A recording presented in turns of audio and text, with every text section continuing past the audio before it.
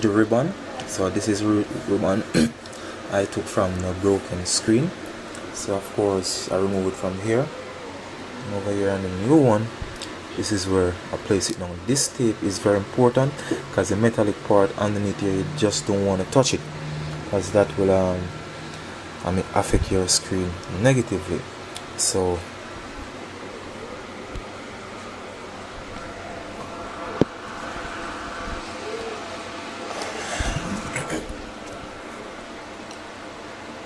yes, right now I'm actually pulling off the inches from the old one.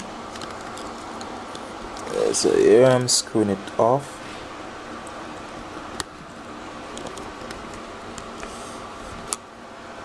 A brand new screen installed.